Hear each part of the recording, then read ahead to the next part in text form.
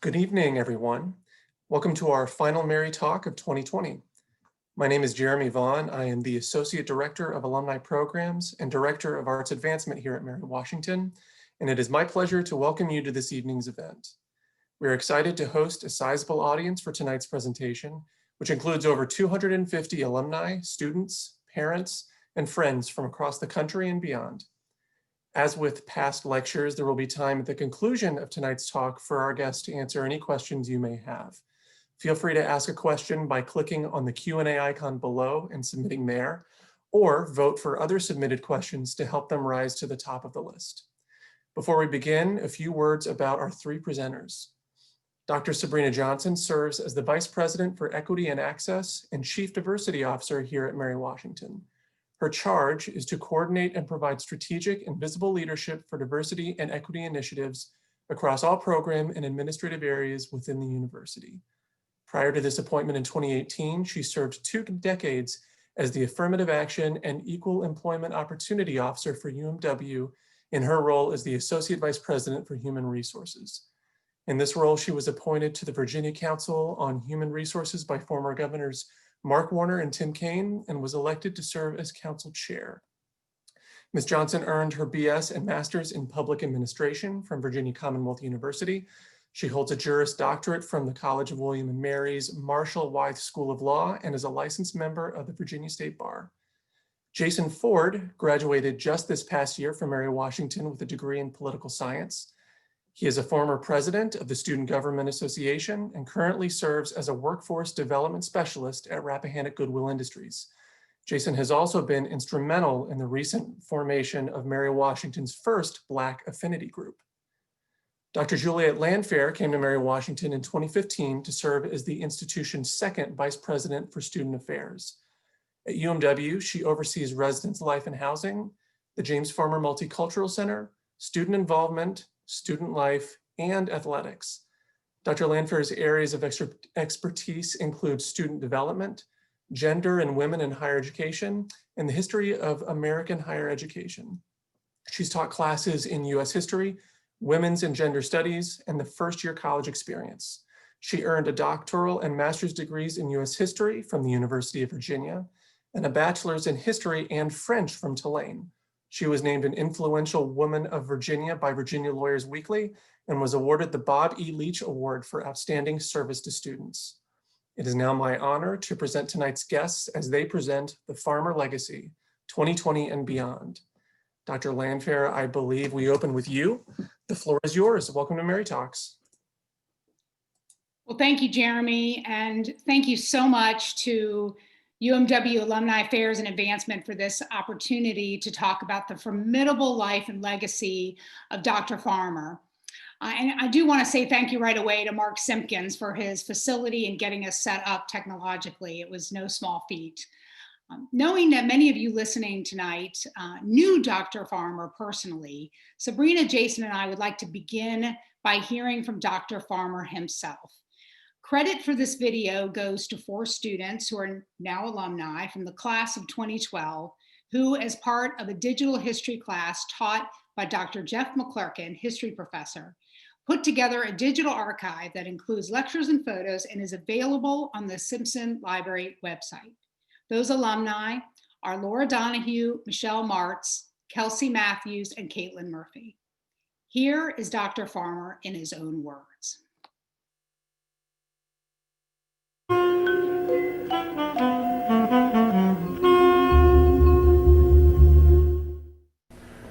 The nation's finest hour, certainly in my memory, a time when people became larger than themselves and maybe, to coin a phrase, larger than life.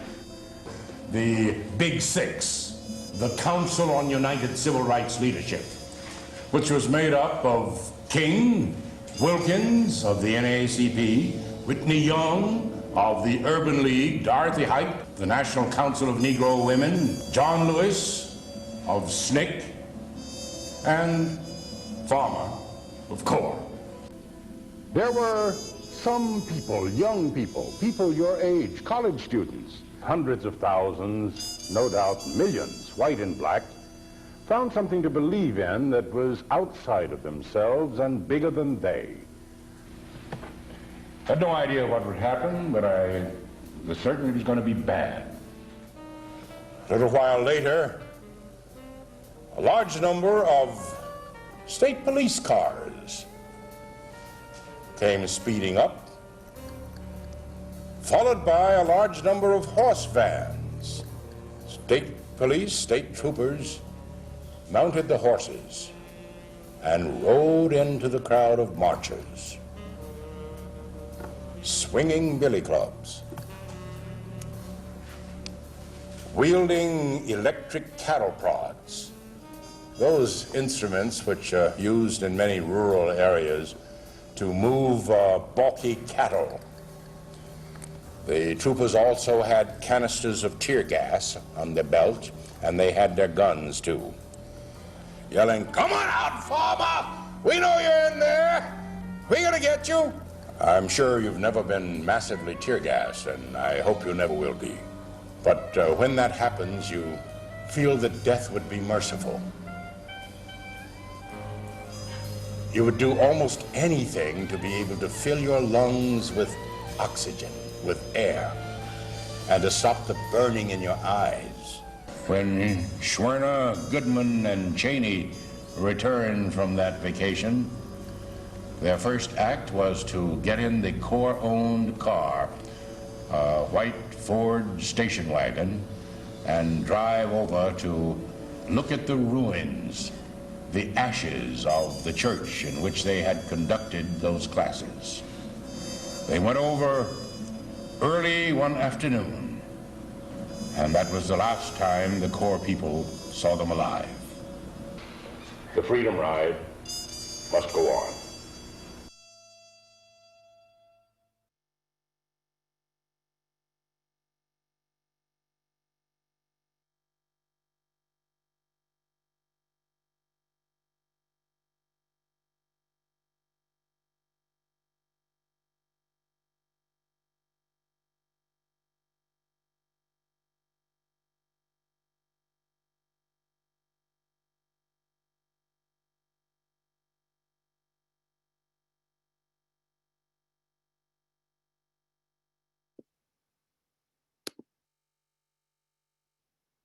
Sabrina, are you, yeah.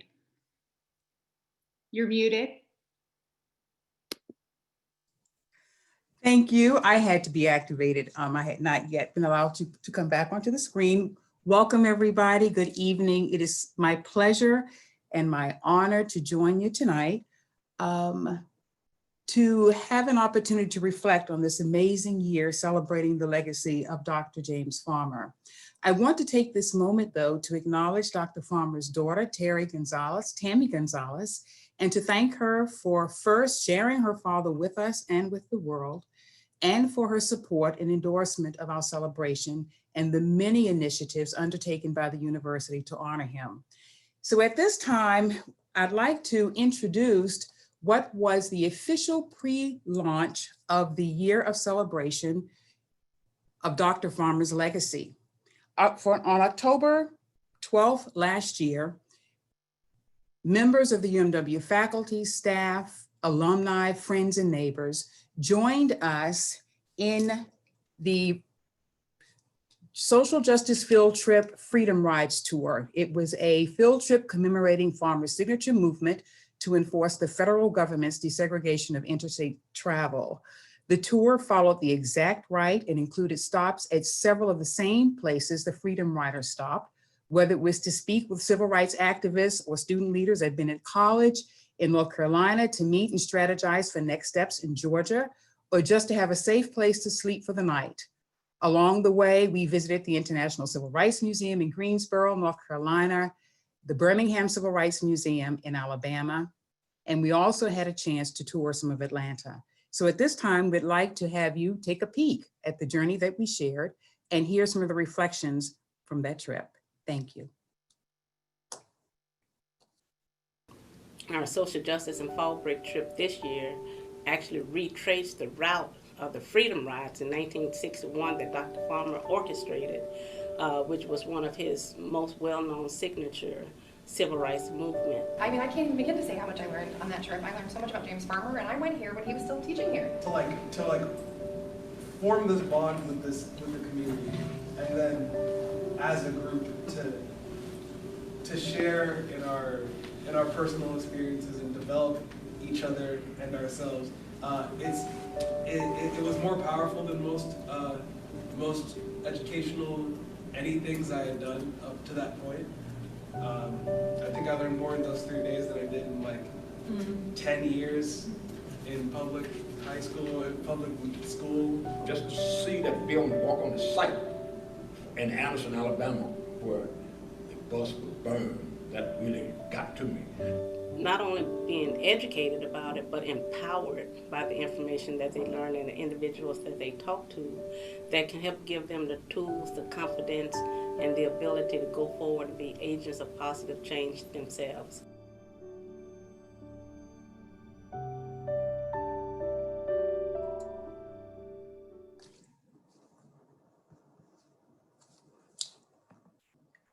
I can't begin to recall all of the amazing memories that we gathered from that trip.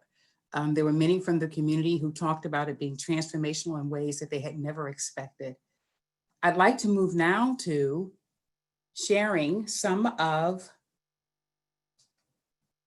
the work that we did to plan for the year and to engage the year of celebration. So what I'd like to do is share my screen.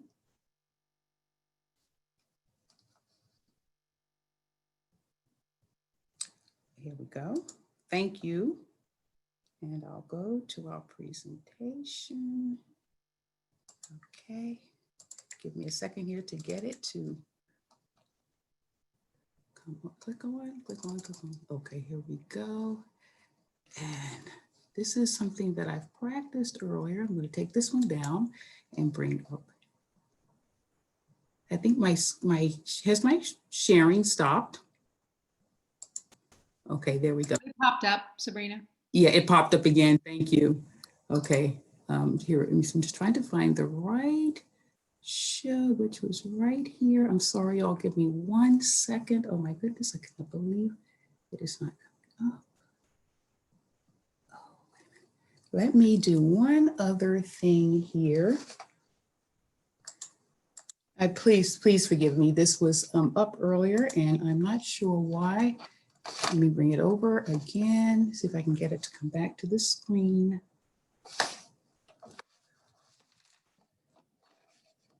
Oh, this is really difficult.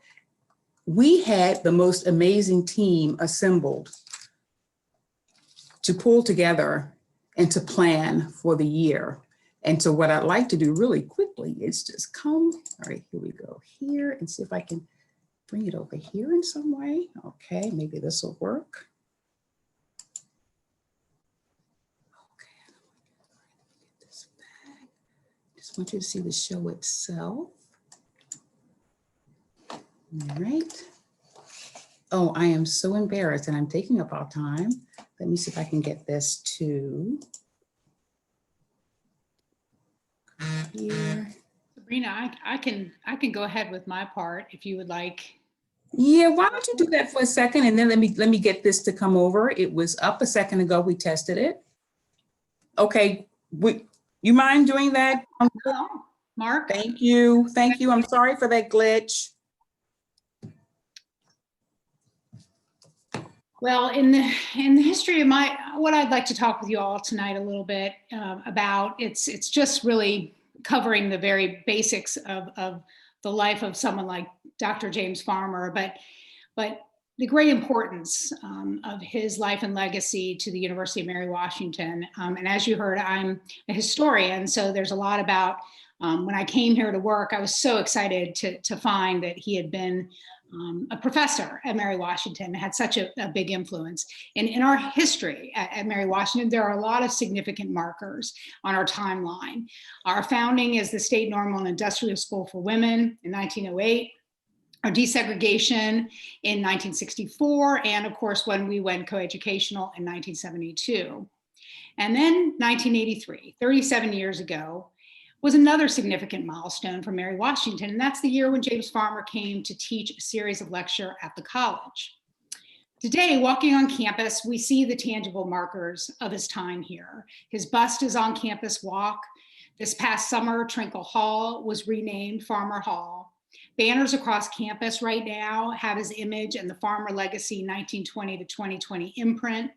And then if you go in the University Center, right off Ball Circle, you'll find the James Farmer Multicultural Center, which is in non-COVID times, teeming with students. So here is an image of Farmer from later on in the time when he was teaching at the university and at the college rather. And you can see here that it's later in his life because as an alumnus, Rich Cooper, who actually was a student aide for Dr. Farmer, shared with me, you know that because he's in the wheelchair, which reflects the advancing state of the diabetes that he had later in life. And also he was a big fan of Coca-Cola, but he later in life switched to Diet Dr. Pepper. But this is an image that is probably familiar to many of you. Now, James Farmer was born on January 12, 1920 in Marshall, Texas, to brilliant parents who deeply valued education. His mother was a teacher, and his father, Farmer recalled in his autobiography, he said, "Daddy was a minister, but he had another mystique. He was an authentic scholar at a time and place when scholarship was mysterious and a PhD magical among both Blacks and whites. He had been the first PhD in Texas when I was born and may have been there the very first in Mississippi when we moved there 6 months later. Faculty and students alike were dazzled by my father. Educated at Boston University, he could read, write, and speak Hebrew, Greek, and Latin, not to mention French and German." Now, in his autobiography, Farmer also recalls his first awareness of racism as a young boy in 1920s Mississippi, when he was shopping with his mother and he wanted a Coca-Cola in a drugstore. He recalls in his book, "Mommy, I want to get a Coke." "You can't get a Coke here, Junior," his mother replied. "Wait till we get home. There's lots of Cokes in the icebox." "But Mommy, I have a nickel. Daddy gave it to me yesterday." Young Farmer then pulls his mother over to look through the drugstore window to see a boy drinking a soft drink through a straw. "See, Mommy, we can get a Coke here." "Son, we cannot get a Coke in there." "Then why can he?" the young boy says, pointing at the boy sipping the soft drink. "Because he's white," replies his mother. "He's white and me? You're colored," she replies. Farmer recalls how he got home and his mother threw herself on the bed and cried, and he could hear her crying. He wrote, "I didn't want the Coke anymore, and I sat on the front porch steps with dry eyes, a little brown boy along with his 3.5-year-old thoughts. My father came outside and sat beside me in silence." Now, like his parents, Farmer was an exceedingly intelligent student. And here's a picture of a young Farmer. Farmer started at Wiley College at the age of 14 and thrived on the debate team. He earned a Bachelor of Science degree from Wiley College in 1938 and received the Bachelor of Divinity degree from Howard University School of Religion in 1941. In 1942, he moved to Chicago. A 22-year-old Farmer and several others founded the Committee of Racial Equality, CORE, which was later changed to the Congress of Racial Equality and was to become one of the movement's most important civil rights organizations. With a mission to achieve racial equality through peaceful direct action, CORE staged a successful sit-in at a coffee shop in Chicago in May 1942. Now note, this sit-in was almost 2 decades before the famous 1960 Greensboro sit-ins, 1942. Farmer later became the national director of CORE, and in this capacity, he organized the Freedom Rides, for which he is perhaps best known. Starting in Washington, D.C. and traveling through several southern states, the 1961 Freedom Rides involved 13 carefully selected riders by Farmer and others, Black and white, who had notably been trained for days before they began their bus journeys. And the purpose of the Freedom Rides was to test segregation of interstate bus facilities and terminals. In South Carolina, one of their first stops, 2 of the riders, including a very young John Lewis, who would become one of our famous House of Representatives and who passed away earlier this year, They were badly beaten in South Carolina and Alabama. Several freedom riders were attacked and beaten by white mobs, and one of the buses was firebombed. On the final leg of the journey to Mississippi, Dr. Farmer and hundreds of other riders were arrested and imprisoned.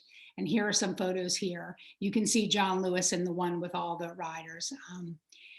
The rides continued and grew over the next several months and gained international attention. And in the fall of 1961, under pressure from the Kennedy administration, the Interstate Commerce Commission issued regulations prohibiting segregation in interstate transit terminals. In the years following and the decades after the Freedom Rides, Farmer continued his social justice activism and served in several public service roles with federal agencies. Because of his leadership of CORE, and you heard him say this in the opening video, he was and is still considered among the top 6 towering national civil rights leaders, joining others such as Martin Luther King Jr. and John Lewis, who was only a college student when Farmer chose him to be one of the riders. So how did Farmer end up here at Mary Washington? Well, in 1980, Dr. Farmer moved to Spotsylvania County to work on his memoirs, the book that would eventually become Lay Bare the Heart. In 1983, he took on what he thought would be a short-term teaching role as Virginia Commonwealth Professor of History at Mary Washington College. This work eventually turned into over a decade of teaching at Mary Washington College as a distinguished professor of history and American studies. Now, I never got to meet Dr. Farmer personally, but I know many of you listening today did. And please know that the university's James Farmer Multicultural Center is working right now to launch or is beginning an initiative to capture alumni memories of their engagement with him and how memorable and transformational those experiences were. Now, as a student aide and now alumnus, Rich Cooper recalled to me in an email earlier today, Dr. Farmer always lectured without notes. It was a first-person oral history of the people, events, and energy of the civil rights movement. When Farmer spoke, that rich baritone was mesmerizing, and we students just put our pencils down because what we were hearing was amazing. No textbook could or ever would capture that essence and remarkable storytelling of Dr. Farmer, especially when the person telling the story was actually in the room, was there when these things were happening. Here's a short video excerpt of one of Dr. Farmer's lectures. Now to the march itself. Many people wonder how it started, and they assume that maybe Dr. King one day said, "Come on, y'all, let's march." And everybody got together and marched. No, not so. Or Roy Wilkins, or Whitney Young, or maybe Farmer. No, indeed. The originator of the march was a man by the name of A. Philip Randolph, who at that time was the elder statesman of the movement. Perhaps you've never heard the name of Randolph, the late, great A. Philip Randolph, the founder and then president of the Brotherhood of Sleeping Car Porters. Randolph is one of my heroes. I still consider him to be one of the greatest of the civil rights leaders of history. Phil Randolph, Phil as we called him, was not a member of the so-called Big Six or the Big Four, depending upon who you included in that group. He was not a member of the Council on United Civil Rights Leadership, the top leadership of the civil rights groups that met approximately monthly in New York in the early 60s, because he was not then head of a national civil rights organization. He was head of a trade union, and only heads of civil rights organizations were in the Council on United Civil Rights Leadership. Randolph, in order to come before that council, had to get unanimous permission of the members of the council. So Phil, who had the great undying admiration of all of the members of the council, called Roy Wilkins, and who was acting chairman for a period of time. There was a rotating chairmanship, and told Roy that he would like permission to come before the council and present a proposal to them. Roy Wilkins then called the other members, including myself, and to get our approval. And of course, there was unanimous approval, because we all had such enormous respect for Phil Randolph. Randolph proposed a march on Washington. He proposed that those civil rights organizations represented there, the National Association for Advancement of Colored People, the National Urban League, the Southern Christian Leadership Conference, the Congress of Racial Equality, the Student Nonviolent Coordinating Committee, the National Council of Negro Women, pool some of their resources and some of their staff and organize a gigantic, he called it a monster, march on Washington involving black and white, Protestant, Catholic, and Jews, labor and capital, to come to Washington to protest discrimination in employment and demand jobs for all, and to demand passage of civil rights legislation. This recommendation of Randolph's was approved by the council, and Randolph was named director of the March on Washington. Thank you, Mark. I mean, you can get a sense. I mean, again, many of you were in his class, and I feel a lot of great envy that you were able to have this man as a professor. Now, near the end of his life, Dr. Farmer was recognized for his extraordinary contributions. And in that excerpt, he's talking about, of course, the preparations for the March on Washington. He actually was not able to participate because he had been arrested. But he was a core member of organizing the March on Washington. But he was recognized at the end of his life for his extraordinary contributions to civil rights and social justice when President Bill Clinton awarded him the Presidential Medal of Freedom in 1998. Now, recently, one of Farmer's caretakers shared with me that this recognition was incredibly important to Dr. Farmer, who in his later years was concerned that as time passed, Americans really only knew of a few historical social justice figures, such as Martin Luther King and Rosa Parks, and were not aware of other leaders, such as A. Philip Randolph, or of the tens of thousands of ordinary people who on the ground made the civil rights movement possible. Without them, the civil rights movement would not have happened. On July 9th, 1999, Dr. James Farmer passed away. Having lost his legs to complications from diabetes and having lost his eyesight, Farmer nonetheless continued sharing his story of the U.S. civil rights movement with students, friends, and admirers until the very end of his life. Now, Dr. Farmer's decision to teach at Mary Washington transformed our university. And this year's Farmer Legacy, Commemoration, and Commitment to Action have undergirded our institution's recognition of the principles for which Dr. Farmer stood, as well as the need to remain vigilant and active in defending and furthering those principles and values. So who would like to, I was at this point going to pass it on to Jason. Is that where we're going to go next, folks? Sabrina, you ready? You're muted, Sabrina. Why don't keep doing that? Mark, are you able to pull up the PowerPoint? I'd love to take our audience through our year of celebration. And I'll help you. I can guide you through the movement of the slides.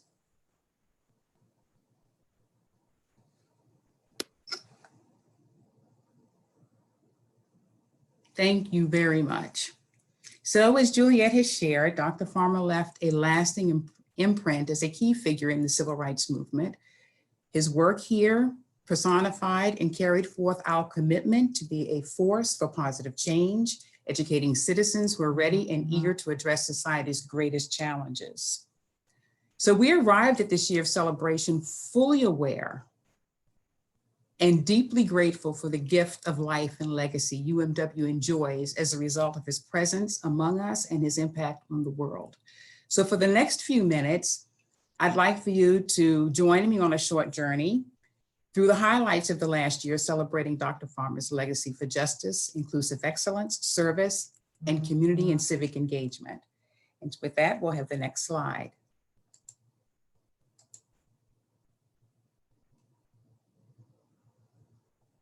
What a team President Pano assembled to take on this task. It was the very best team representing faculty, staff, students, past and present from across the university, our alum, to reflect the talent, heart, and expertise and passion needed for the project.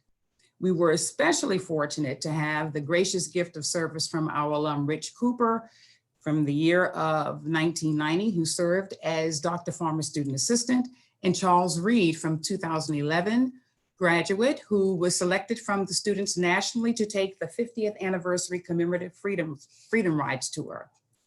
And beginning last August, we began to meet. We convened monthly, bi-weekly, daily, and sometimes 2 or 3 times a day to bring this vision to reality. First in our agenda were principles to guide our work and the determination of a theme. And this year's theme, Farmer Legacy 2020, a Centennial Celebration and Commitment to Action, was selected to message that we would not only celebrate a life well lived, but we would also take responsibility for the future with a commitment to action to bring about the fulfillment of civil rights and social justice. Little did we know how prophetic that theme would be as the year unfolded. Our next slide. Thank you, Mark. Also to be celebrated during this year of celebration was the 30th anniversary of the James Farmer Multicultural Center, whose mission is to create an educational environment that broadens our understanding of appreciation of multiculturalism, diversity, and social justice. The 10th anniversary of the university's Women and Gender Studies program. The interdisciplinary program emphasizes diverse perspectives on both the construction and the experience of femininity and masculinity in our society. And finally, but not least, the 30th anniversary of the American with Disabilities Act and the 100th anniversary of the 19th Amendment for women's suffrage. Our next slide.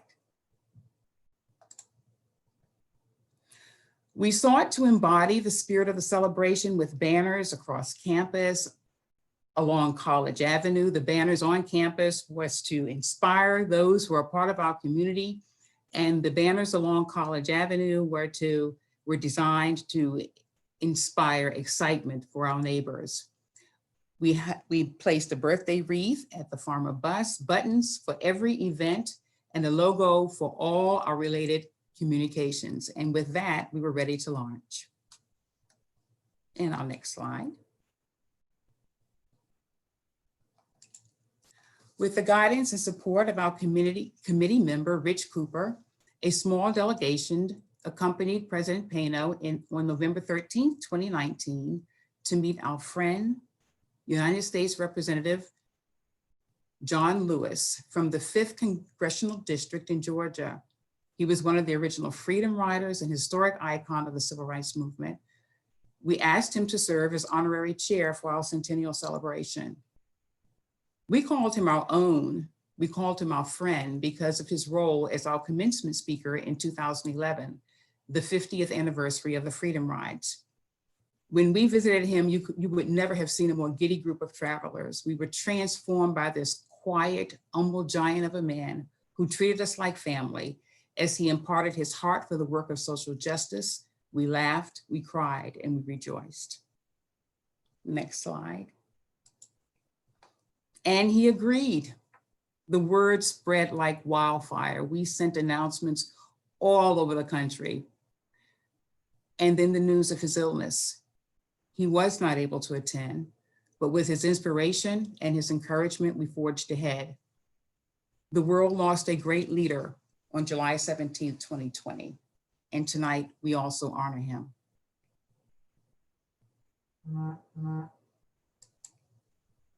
Next slide. A few days later, we had a magnificent celebration. I'm getting requests from my colleagues here. Let me see what's going on. Okay, all right, I'll keep going. You all are buzzing me and I'm looking and we're working together, so thank you. So with our next slide, we had a magnificent celebration on Monday, January 13th, 2020. Over 500 guests attended. Most memorable were the presentations of our students, Courtney Flowers, who shared how she was inspired to come to the University of Mary Washington because she learned about James Farmer being here and his impact at the University of Mary Washington. And Jason Ford, who you'll hear from later tonight to talk about his engagement with the Year of Celebration and what that meant for him. It was a real birthday party. We had cake, we sang the signature song, Happy Birthday, the soul version, of course, by UMW's own Voices of Praise. We really missed Representative Lewis, but we were uplifted by the outpouring of support and appreciation for Dr. Farmer that afternoon. And our next slide. A few days later, the students sponsored their own award-winning tribute in their own way with a song, dance, reflections, and poetry. What an elegant evening. And they actually did win an award for one of the best, if not the very best event of the year for our students. And our next slide.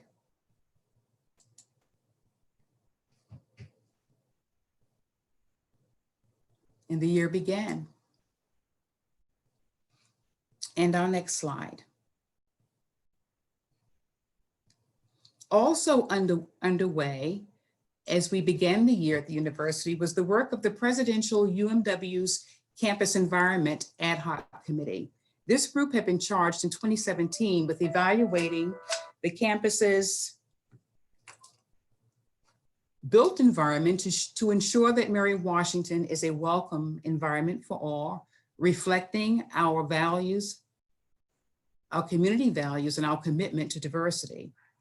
After a comprehensive community-led process on July 29th, 2020, in our year of celebration, the Board of Visitors voted to change the name of Trinkle Hall to James Farmer Hall.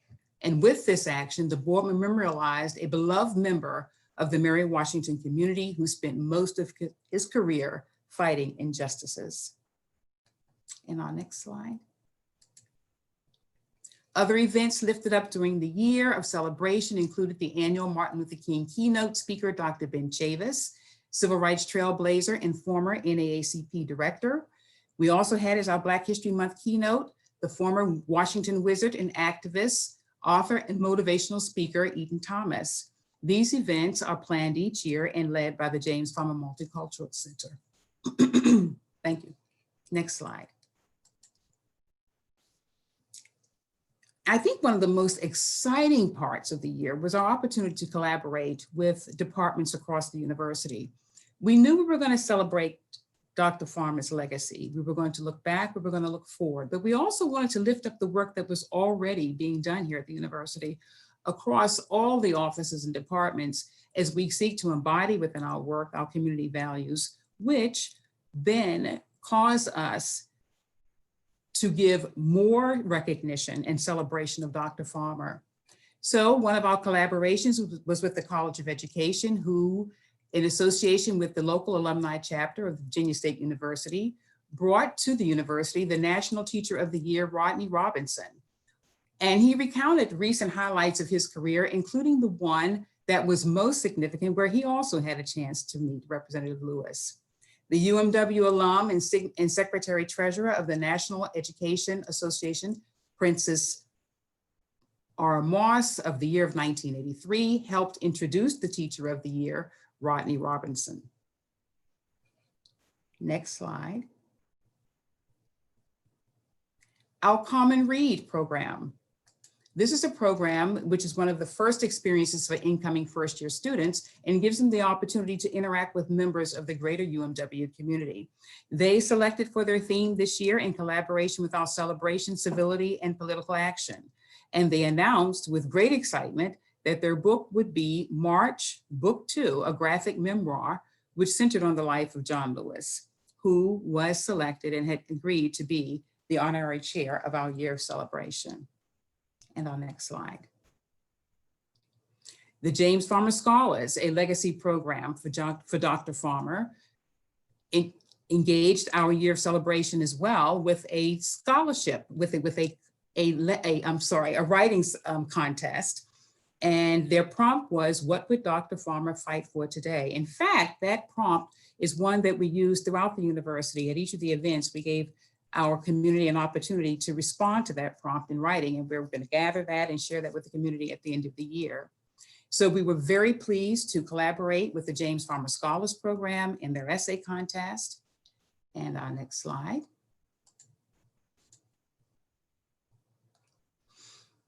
And then on May 25th, 2020, with the senseless killing of George Floyd in Minneapolis, the world was compelled to turn its attention to the history of systemic racism in our country. Our students here at Mary Washington joined the nation in coming forward with the social justice movement, Black Lives Matter. And if we get the next slide. And the university responded. During that summer, we did a number of things.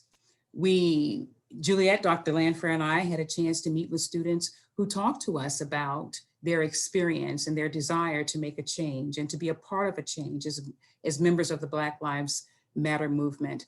And so with that conversation, other initiatives sparked. The James Farmer Multicultural Center did, in addition to its fall social justice summit, they did a special summit during the summer that was focused primarily on activism. Our students had a chance to meet with national activists for causes across the years, giving them great insight on how to pursue their goals and how to pursue their action. We met for, it must have been like 6 hours on one evening, and our students were so completely benefited by it and inspired by it. We then came into the year with our regular social justice summit, which is normally scheduled in the fall, No Justice Without Action. This year, in commemoration of the farmer legacy, we chose to reach out to the community in a different way. Not only were our students included, we were joined by our peers from Germannic Community College, James Monroe High School, the James Farmer Scholars, many who voted for the first time this year. Next slide. Dr. Lanfair took the lead in reaching out to our faculty to do a special session of our COVID courses. We ran a special session of COVID courses this summer that were greatly enjoyed by so many across the community. But because our students were reaching out to us and asked us to help them in learning and help them in strategizing, we asked that the COVID course team do a special session, which they were happy to pull together on June 16th, Social Justice Protest in the Time of COVID. And so we had speakers, our own Dr. Craig Vasey, Professor of Philosophy, Mrs. Gay Agdegabalola from the Fredericksburg community, Mr. Justin Wilkes, Director of Student Transition, and Mr. Cameron Coates, a recent graduate of University of Mary Washington. And our next slide. Our students engaged in our year as well. Day on Democracy was something that they initiated, came to the university and asked for an opportunity to have classes canceled that we could be involved in voting. And that is what we did. We piloted our first year, and we were very, very thankful to have this launch in our year of celebration. And next slide. So with that, I hope you've enjoyed a glimpse of our year of celebration. We reflected, the committee met last week, or actually it was earlier this week. And we met to reflect on what the year meant for us. And while we were saddened and still experienced the heartbreak of losing Representative Lewis, we were encouraged. We look forward to continuing the work to lift up the legacy. We still have work to do. We didn't have a chance to finish, but we really will be pushing and forging ahead. And I ask that you be on the lookout and be willing to join us as we continue to get in good trouble. Thank you.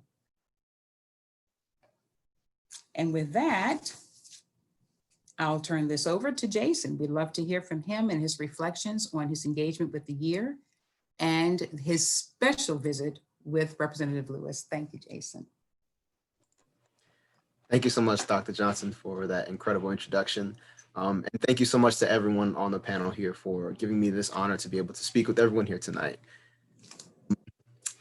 There was a lot this past year with Dr. Farmer's Centennial Celebration. It kicked off last October, as we had said, with the retracing of the Freedom Rides trip that we were able to take. And during that time, or during that trip itself, I would say now that I've had time to think back and reflect on the experiences that I've had were truly life-changing. Starting with just the idea that the dangers of the freedom rides, when we went on that trip, were on full display as we retraced their path down to Alabama. Everything that you see on TV, every video that you see, every picture, doesn't quite hold the same weight or do the same justice as being there in the location and standing on ground zero where a lot of these events happened. As a young adult, as a 21 or 22-year-old now, just recently graduating from college, I can only imagine the courage and the bravery that it took to not only think of these ideas, but to then embark upon them, to put your life at risk, to fight for others and to fight for justice here in the country. And Dr. Farmer is one of those people who have truly embodied what it means to live a life committed to serving and working for others. As we chose to go down and retrace these steps, we stopped in a number of locations.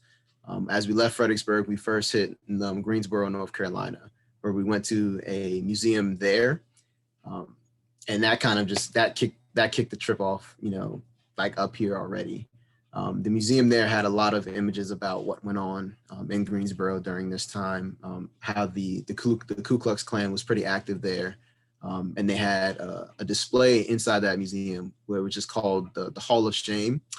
And it was one of those displays that really just pulls on your heart. To see some of the images of what went on during that time. It really kind of put into perspective the trip that these people were then embarking on. It's one thing to see them in pictures, but to try and think about them in their position and to be experiencing this in real time, I could not even imagine. And as we moved on from North Carolina, I believe we first went to Birmingham as we got into Alabama. And that kind of even upped the ante from the North Carolina trip, or the North Carolina Museum. Mainly because of everything that went on in Alabama. I believe we were in Birmingham and we saw all of the museum there, specifically for the Birmingham Museum.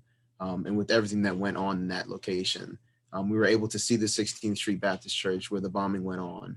And they had, real stained glass in the frames of the bombing in that church. They had one of the little girl's shoe that were still there on display, the actual shoe.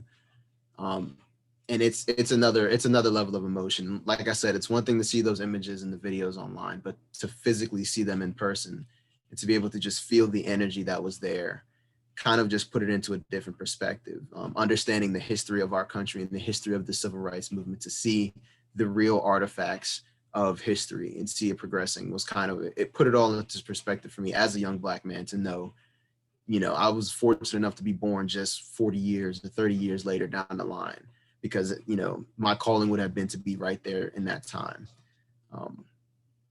And yeah, the trip itself provided me a much broader and much deeper understanding of what it means and what was achieved during this time period. Another encounter that we were able to share, that I'm able to share, as you saw from the pictures, that we had our committee being able to go to DC and be able to have that meeting with Congressman John Lewis. The meeting in itself was truly incredible. A meeting that was timed and scheduled to be 15 minutes turned out to be an hour-long meeting. And I believe that was just the first sentiment of Congressman Lewis's true character, of just giving people the time to be able to listen to them and to just share in the time and the emotion with them. The first thing, as Dr. Lanfair had mentioned, that we all were like giddy kids in the office just to be in this gentleman's presence was just life-changing. The energy that surrounded him in his office when he spoke was just incredible. He was a very, very soft-spoken man. As Dr. Johnson said, he was a small living giant as we were seeing him. To know the history and what he's done for this country and the impact and the experiences that he's had, to know that, as we were in the office, one of the things that truly stuck with me was as we were going around and introducing everyone on our team that had went up there that day, after each person had introduced himself, he thanked us for our service. It felt kind of contradictory to me, for this gentleman, Congressman Lewis, to be thanking us for our service and what we were doing just for our university, when the work he's done and the life that he's committed has not only helped this, young Black man, but the country as a whole during the time. That was one of the main things that really took me aback. and just as how soft-spoken he was. Every word he said, there were, as Marcus said, there were no ums, there were no pauses. Every word he said was true and direct, and he knew what he was going to say, and he said it so calmly and straightforward. Truly an amazing orator. As you've seen his speeches, you've heard him speak before. It's something, it captivates you as you go through and as you listen to him. And one of the greatest impacts I've had on my life was I was able to simply ask him one question. I had been thinking about this question, for a while before even going up there. So I'd already had it pre-thought out, and I wanted to something that I can take away and move forward. And my question simply was, how can someone in my generation not get discouraged in their fight for equality and social justice? And this was a question personal to me, as I've grown up and learned a little bit more about what this fight looks like, and what does it mean to actually commit yourself to the work and to be out and actually go and do it and not feel as if your work is meaningless. And his response simply was, don't forget the fight that has been going on so far. And to hear that coming from Congressman Lewis, it hit a different note. And now, same thing with the trip itself, that I've been able to kind of sit on it for about a year now, and to see everything that went on during the summer and understanding what it means to not forget where we've been, specifically when it comes to protesting, specifically when it comes to marching in the streets for the same justices that we're fighting for today that he was fighting for in his time, really put it into perspective for me differently this year. That, if you don't tell the story, it's easy to erase it and try and write a new one. And it was truly incredible for him, for him to be able to live his life to the end, to see everything that went on during the summer. Unfortunate to see how it happened, that it took another killing of a Black individual for it all to kick off. But to see everything, to see the people, young people, all old people, everyone as human beings come together to be able to share in the fight for equal and social justice, and to go out into the streets in the midst of a pandemic, doing it safely and properly and non-violently. Some of the main things that he preached and that he practiced during his time, I think was a true sentiment to just, okay, I've done my work, I can go home now. And that's just some of the thoughts that I was able to have during that time, to see all of this, and for him to be able to go experience, Black Lives Matter Plaza in DC, and to see that spelled out all across the place where he's worked for, 22 decades, 20 or 30 years, was just kind of a good send off and a good conclusion, I would say, to a life well lived. But definitely overall, both of those experiences were just truly life changing. And it's been interesting to kind of think on them both as time has went on, and how they've truly been able to impact my life so far, and how they will impact my life as I continue on. Yeah. And I believe with that, we can transition into our closing. Thank you very much. And I do want to also echo the sentiment and the excitement that we had just sharing the year with Jason. I think I was more inspired by him on that trip and his experience, I think, than he probably knows. And so that was great. With that, we will be asking Jeremy to lead us through Q&A. Yes. Was there something else that you wanted to add at this point? Yes, it is. I wanted to, for this Q&A especially, in addition to questions for our speakers, we also invite anyone who might have a personal experience with Dr. Farmer that they'd like to share. Briefly cite that memory here in the Q&A, and we can read those along with the questions that have already been asked. And then we have a few just to get us started. The top question for anyone is a comment and a question. I was not a student until after he left, but I'd love to watch recordings of his lectures. Are there resources online that anyone can access and watch? Maybe his lectures are available online. I mean, I can answer that. One of the members of our Farmer Legacy Council was Carolyn Parsons from the Simpson Library and the Special Collections, and boy, they were so incredibly, I mean, she was an amazing contributor to our committee, but she also shared with us the wealth of resources. So in answer to that question, yes. if you put in Google Simpson Library and James Farmer, the collection will come up. It's quite extensive. They worked this year to actually make it more accessible by transcribing much of those archives. So, and I'm sure Carolyn would be happy to also answer any questions that you might have. Great. The next one is a comment from Rich Cooper. Notice that when Farmer spoke, there's never an or ah when he would speak. Yeah, he did have great pauses. First person narratives are indeed amazing. Well said. The next, as an alumna, I enjoyed seeing alumni involvement in these events and activities. How can alumni stay involved in and support this work in some way? Yeah, I don't mind taking that, Juliet, and please do add on. There are lots of ways to support these initiatives. Following the James Farmer Multicultural Center and its student organizations on social media, attending the center's cultural awareness and social justice events, all are on Zoom for the foreseeable future, and learning more about Dr. Farmer's legacy on UMW's website, as Dr. Lanfair has described. And if you are in a position to financially support the social justice work of the Multicultural Center, you can make a gift to the center in Dr. Farmer's memory. The other initiatives that we still want to undertake is having a stamp, a U.S. postal stamp in Dr. Farmer's honor. We're going to keep that on the radar, and we're going to keep moving that forward. And so when we call for signatures of support, we'd love to have you join us. I'll just add to that the Multicultural Center, James Farmer Multicultural Center, which is celebrating its 30th anniversary. Jason, I'm sure, could speak to its influence on our campus, but the impact on our students is immeasurable. And Dr. Marion Sanford, she was in the video that Sabrina showed earlier, is happy to talk. Again, she's starting this initiative where they're gathering stories from alums about James Farmer, but she also can talk to you just in the most eloquent way about the ways in which the Multicultural Center and the work that they do is so incredibly transformative for our students. So Jason, I don't know if you want to add to that, but the JFMC, as the students call it. Most definitely. Home away from home. I've said that I did not find my home at Mary Washington until I became a true member of, well, I guess you don't even have to become a member of the club to be a member of the Multicultural Center. It's more or less a safe space for all students on campus to just come and just be themselves. I won't bore everyone with my whole story, but when I came to Mary Washington, my only focus was just trying to play like club basketball or for the varsity team. I had no interest in doing anything but those two.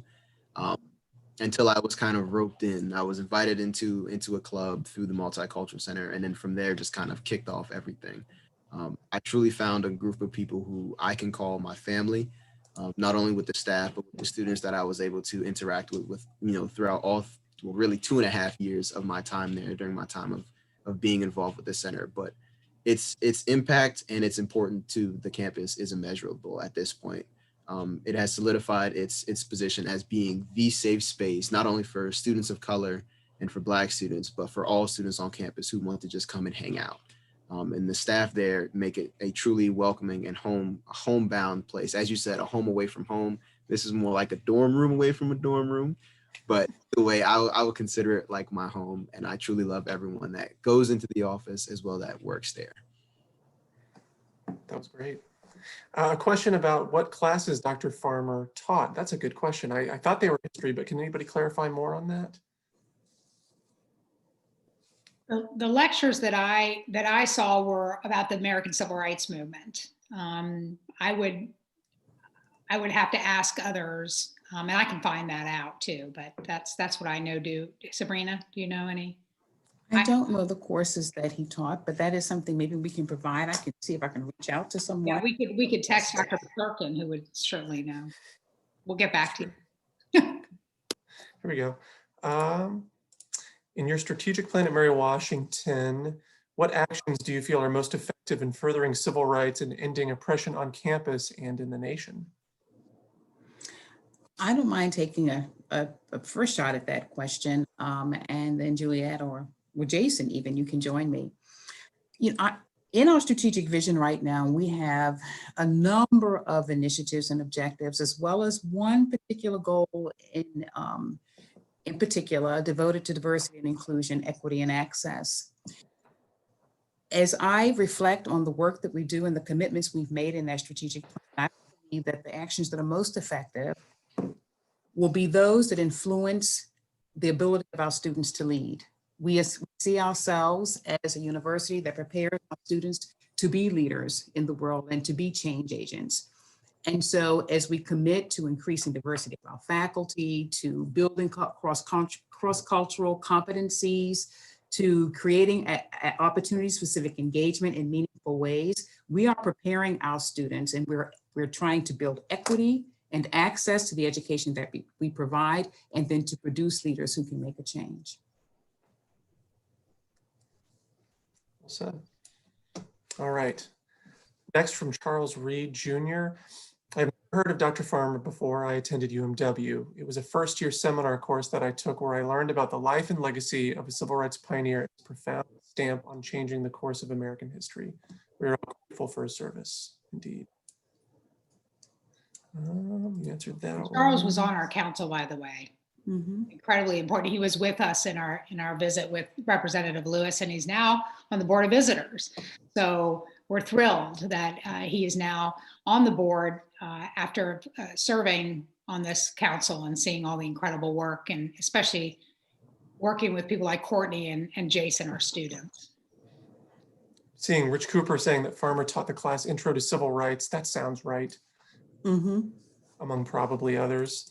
I was a student of his in fall 1992. It was an amazing experience, and my work for his class empowered me to learn about my own family's experience during civil rights. Pamela White, was John Lewis's commencement speech on Ball Circle in May 2011 recorded and archived? Yes. We conferred an honorary degree on Representative Lewis at the time and appreciated his remarks about Dr. Farmer and other heroes among the freedom riders. Mm-hmm. And then I'm seeing Citizen Stamp Advisory Committee address and contact information. So Rich is all on board with that.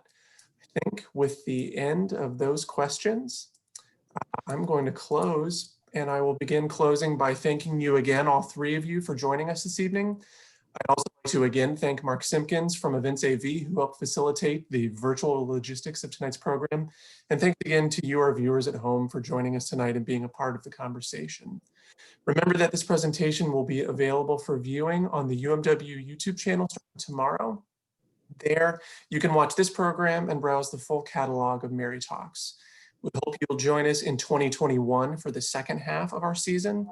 Keep an eye out for registration information that will be coming in the new year. From all of us here at Mary Washington, we wish you a safe and happy holiday. Thank you and good night. Thanks, guys. Good night. Thank you, Jeremy. Good night, everyone. Sure. Good night. Thank you. Good night, everyone.